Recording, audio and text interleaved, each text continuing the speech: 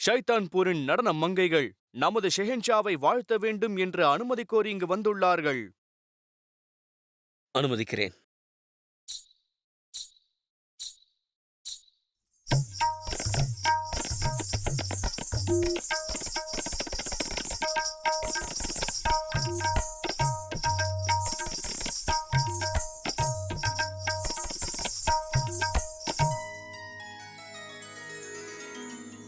मुबारक मुबारक हो, मुबारक मुबारक हो आले हुजूर को, ये दिन मुबारक हो.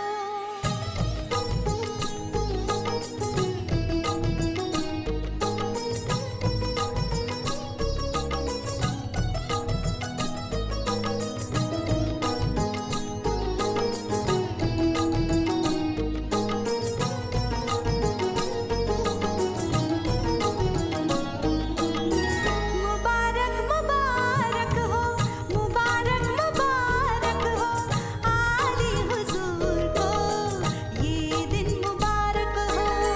मुबारक मुबारक हो, मुबारक मुबारक हो आले हुजूर को, ये दिन मुबारक हो. सांसों की दुआ करिए कबूल भी, घुंघरुओं की सदा करिए कबूल भी.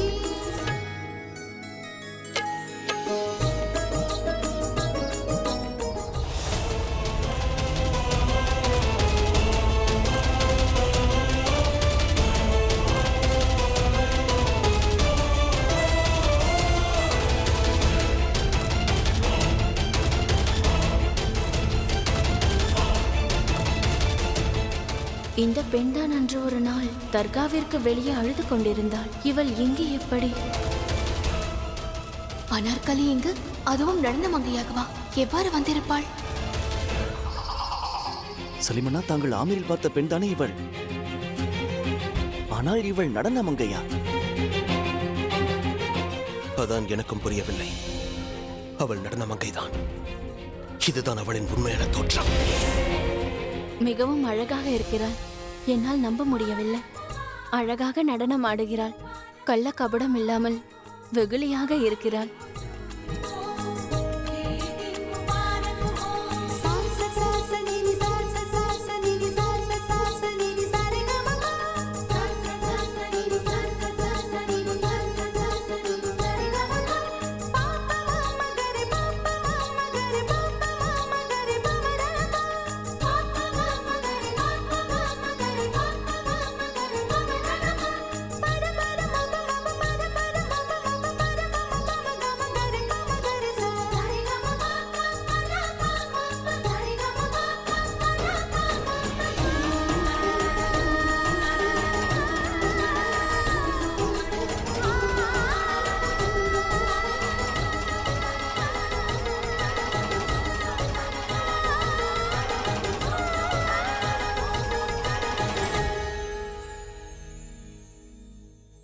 பிரமாதம், பிரமாதம், மிகவும் பிரமாதம்.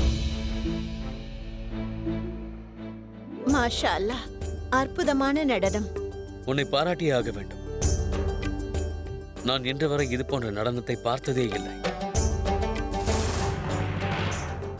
இவள் நடனத்திற்காக நாம் சிறந்த பரிசை கொடுக்க வேண்டும்.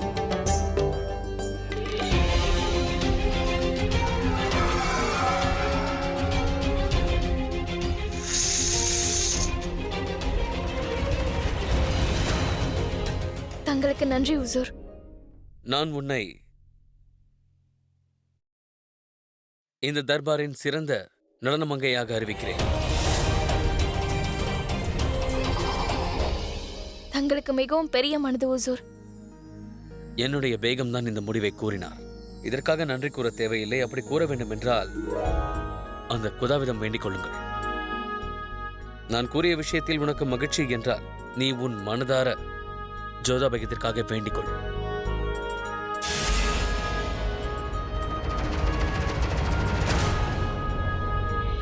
நான் இன்னொரு விஷயத்தை கவனித்தேன். அதாவது நீ ஆடும்போது உனக்கு காயம் ஏற்பட்டது.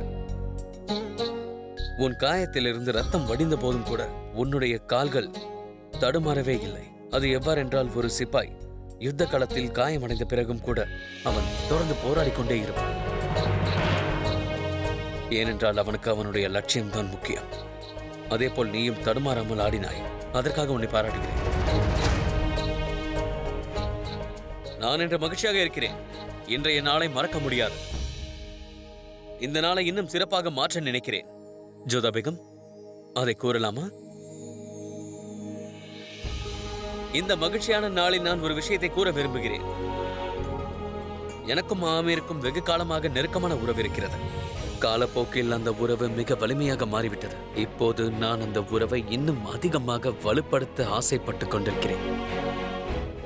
அதனால் ராஜா பகவான் தாஸ் அவர்களின் மகளான மான்பாய் அவர்களின் திருமணம் முகலாய சாம்ராஜ்யத்தின் இளவரசரான சலீமோடு நடக்க வேண்டும்.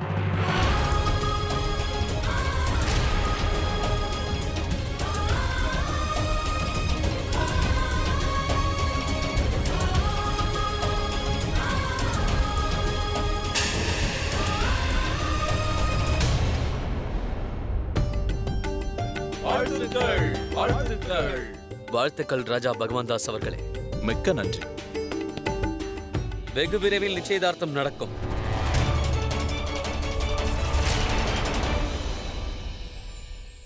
அதனால் நான் வேண்டுவது என்னவென்றால், அந்த விழாவில் கூட நீ இதே போல் சிறந்த நடனத்தை அரங்கேற்ற வேண்டும் என்று விரும்புகிறேன்.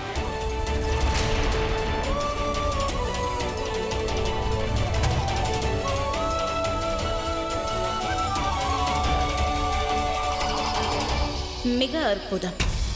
பலமுறை சதுரங்கத்தில் என்னை ஜெயித்திருக்கிறீர்கள் ஜலால்.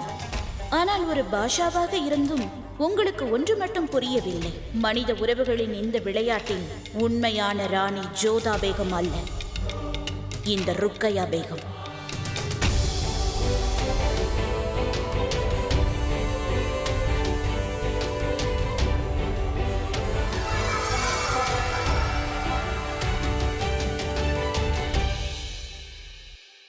விழா பிரமாதமாக இருந்தது. ஆம், சிறப்பான பரிசு அனார்கலிக்கு கிடைத்திருக்கிறது. ஆனால் இந்த அரண்மனையை பார்க்கும் வாய்ப்பே நமக்கு கிடைத்தது பெரிய வாய்ப்பு தானே. நமக்கும் அதிர்ஷ்டம்தான்.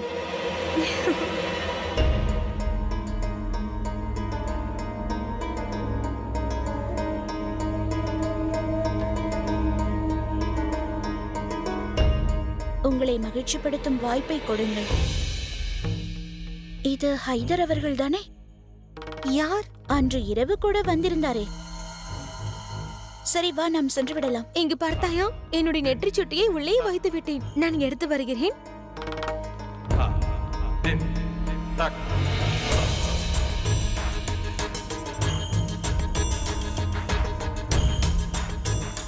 என்னுடன் என்னுடைய அறைக்கு வா. நிச்சயமாக நான் வருகிறேன் ஹுசூர். விருப்பப்பட்ட அழைப்பவர்களை நான் காக்க வைப்பதில்லை.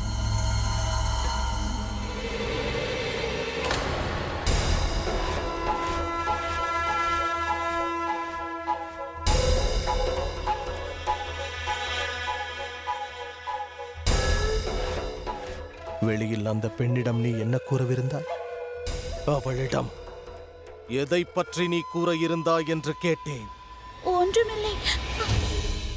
எனக்கு தெரிந்த நீ எனக்கு பிடிக்காத ஏதோ ஒரு விஷயத்தை அந்த பெண்ணிடம் நீ கூற இருந்தாய் என்று நான் நினைக்கிறேன். அது போன்ற வார்த்தைகளை நீ இனி பேசக்கூடாது. இது போன்ற விஷயங்களை மனதில் பூட்டி வைத்துக் கொள்ள வேண்டும். இன்று உன் வாயை நிரந்தரமாக மூடுகிறேன்.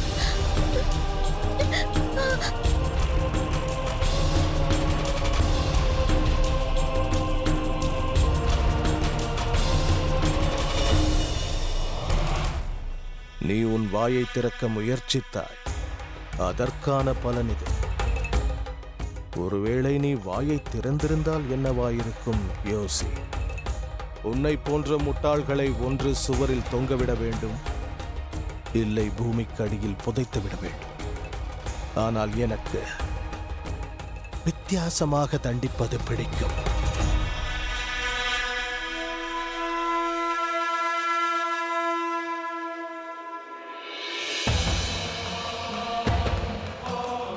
சில நாட்களில் காயமாறிவிடும். ஆனால் அந்த அடையாளம், இந்த அடையாளம் நீ வாயை மூடிக்கொண்டிருக்க வேண்டும் என்பதை உனக்கு அடிக்கடி நினைவுபடுத்தும். புரிகிறதா? சென்று விடு. நெல்.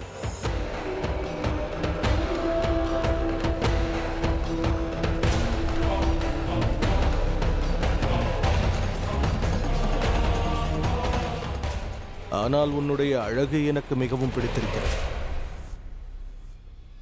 இதை வைத்துக்கொள். ஆனால் மறந்தும் வாயை திறந்து விடாதே. புரிந்ததா?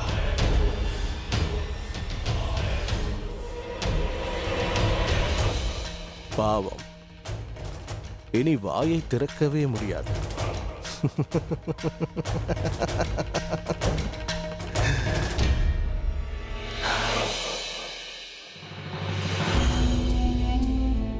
இது எவ்வாறு நடக்கும்? என்னிடம் ஒரு வார்த்தை கூட கேட்காமல் என் திருமணத்தை எப்படி முடிவு செய்வார்கள்? இவ்வளவு பெரிய முடிவை எடுக்கும் முன்பு ஏன் என்னிடம் ஒரு வார்த்தை கூட கேட்க வேண்டும் என்று தோன்றவில்லை? சலீம், உனக்கு என்னவாயிற்று? விழா நடந்து கொண்டிருக்கும் பொழுது பாதியிலேயே வந்து விட்டாய். இது நல்லதில்லை சலீம். என் விஷயத்தில் எது சரி எது தவறு என்று எனக்கு நன்றாக தெரியும் ராஜமாதா அவர்களே. ஆனால் என் வாழ்க்கையில் எது சரி எது தவறு என்ற முடிவை தாங்கள் எடுப்பதற்கு யார் அனுமதி கொடுத்தார்கள்? என்னிடம் ஒரு வார்த்தை கூட கேட்காமல் மான்பாய்க்கும் எனக்கும் திருமணம் செய்ய எப்படி முடிவெடுத்தீர்கள்? கேட்கவில்லையா? நீ என்ன கூறிக்கொண்டிருக்கிறாய் சலீம்? இந்த திருமண செய்தி உனக்கு இன்ப அதிர்ச்சியாக இருக்கும் என்று நினைத்தோம். நீதானே சஹின்ஷாவிடம் கூறினாய் உனக்கு மான்பாயை மிகவும் பிடித்திருக்கிறது என்று. அதனால் தான் உங்களின் திருமணத்தை முடிவு செய்தோம். அல்லாஹ், என்ன இதெல்லாம்? எனக்கு மான்பாயை பிடிக்கும் என்று எப்பொழுது தங்களிடம் கூறினேன்? என்ன? நீ என்ன கூறுகிறாய் சலீம்? நீதானே சஹின்ஷாவிடம் கூறினாய் அந்த வித்தியாசமான நெற்றிச்சுடி அணிந்திருக்கும் பெண் எனக்கு பிடித்திருக்கிறது என்று. ஆம், ஒரு பெண் இருக்கிறார். அவளை எனக்கு மிகவும் பிடித்திருக்கிறது. என்னிடம் கூறு, யார் அந்த அதிர்ஷ்டசாலி? அவள் பேர் எனக்கு தெரியாது, ஆனால் மிகவும் அழகாக இருப்பாள். விழாவில் தான் அவளை பார்த்தேன். ஒரு வித்தியாசமான நெத்திச்சுட்டியை அவள் அணிந்திருந்தாள்.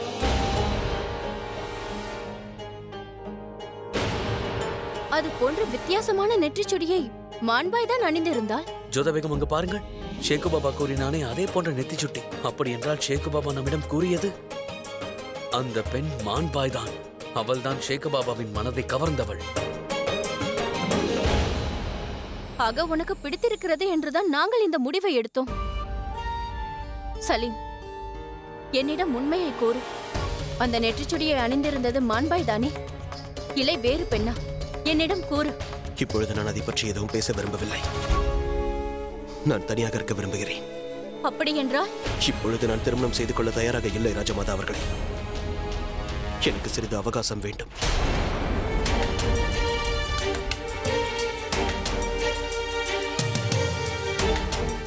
சலீம், சலீம்க்கு என்னவாயிற்று? அப்படி என்றால் உண்மையிலேயே அவனுக்கு பிடித்த பெண் அது மான்பாய் இல்லையா?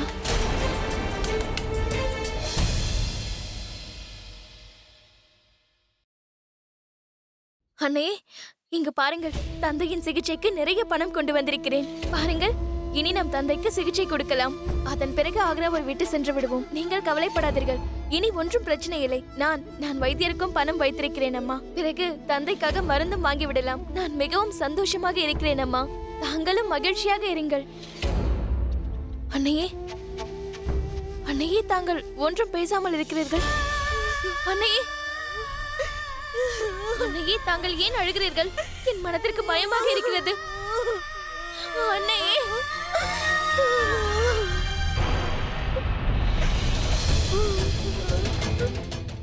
தந்தையே, அன்னையிடம் என்ன வயிற்று என்று கூற சொல்லுங்கள். அவர்கள் எனது கேள்விக்கு பதில்.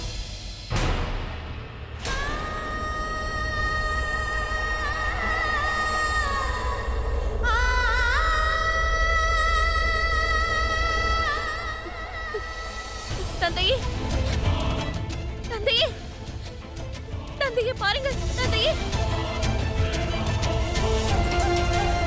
தந்தையே, தந்தையே, பாருங்கள். தங்கள் வைத்தியத்திற்காக நான் பணம் கொண்டு வந்திருக்கிறேன். தந்தையே, அன்னையே, தந்தையை கண்ணை திறக்க சொல்லுங்கள். தந்தைக்கு என்ன ஆயிற்று? அவரை எழுந்திருக்கும்படி கோருங்கள். தந்தையே. உன்னுடைய தந்தை எப்பொழுதும் எழுந்திருக்க மாட்டார். இல்லை, அவ்வாறெல்லாம் நிச்சயம் நடக்காது. என் தந்தை எனக்காக எழுந்திருப்பார். தந்தை எழுந்திருங்கள். தந்தையை என்னையும் அழைத்து செல்லுங்கள். தாங்கள் இல்லாமல் இந்த உலகில் நிச்சயம் வாழ முடியாது. வாழ முடியாது.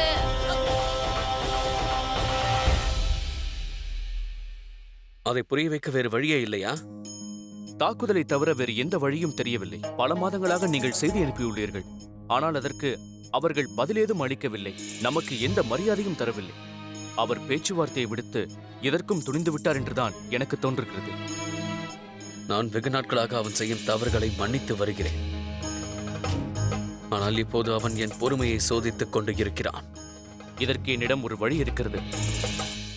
அவர் மீது போர் தொடுத்து அவரை கைது செய்யலாம். இப்போது எனக்கும் அதை தவிர வேறு எந்த வழியும் தெரியவில்லை.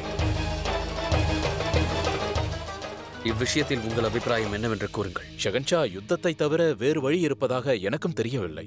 யுத்தம் என்ற பெயரில் அவர் மீது தாக்குதல் நடத்தி அவரை கைது செய்து உங்கள் முன் அமர வைத்து பேசி பாருங்களேன். சரி, இது என் குடும்பம் சம்பந்தப்பட்ட பிரச்சனை என்பதால் இந்த பிரச்சனைக்கு நானே ஒரு முடிவு கட்டுகிறேன். அது மட்டுமல்லாமல் அவனுக்கு புரிய வைக்கவும் முயற்சி செய்கிறேன்.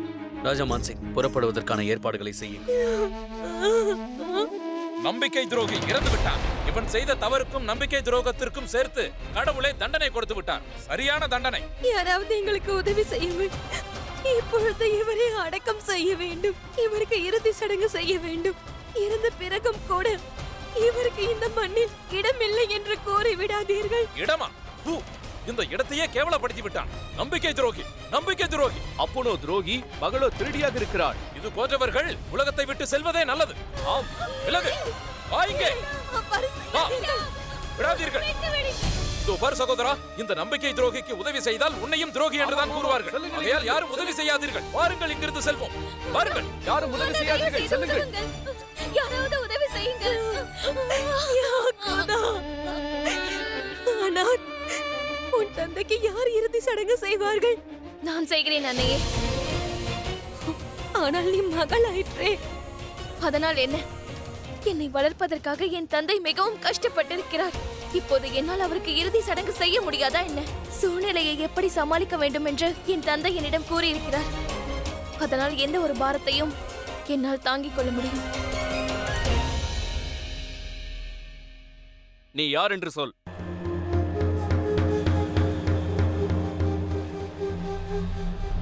செல்லுங்கள். உன் பெயரை கூறு.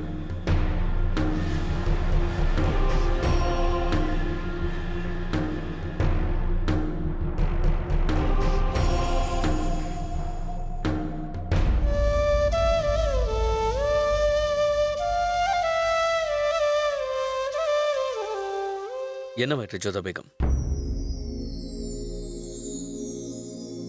செகன்ஷா, தாங்களா?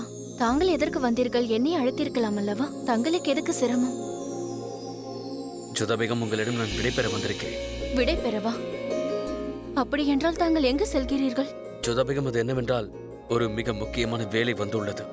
அதை நான் தான் சரி செய்ய வேண்டும். திரும்பி வருவதற்கு தாமதமாகும். ஆனால் நீங்கள் கவலைப்பட வேண்டாம். நான் ராஜா பகவான்தாஸிடம் பேசியிருக்கிறேன். நான் திரும்ப வந்ததும் மற்ற விஷயங்களை நாம் பொறுமையாக பேசிக்கொள்வோம். உங்களை தவிர வேறு யாரும் செய்ய முடியாதா? என்னை நம்புங்கள். இதை வேறு யாராவது செய்ய முடிந்திருந்தால் நான் அவர்களை அனுப்பியிருப்பேன். ஆனால் நான் நிச்சயம் சென்றாக வேண்டும். நீங்கள் எனக்கு விடை கொடுங்கள். சற்று பொறுங்கள். நான் ஆரத்தி எடுத்து வழி அனுப்புகிறேன்.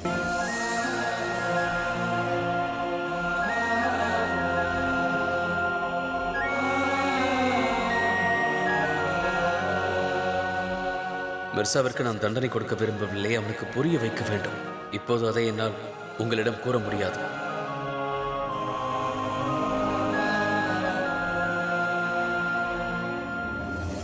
நான் சென்று வருகிறேன்.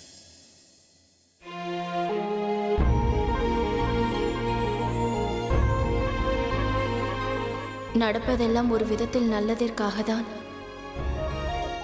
சலீம் மனதில் என்ன இருக்கிறது என்று நான் கண்டுபிடித்தே ஆக வேண்டும்.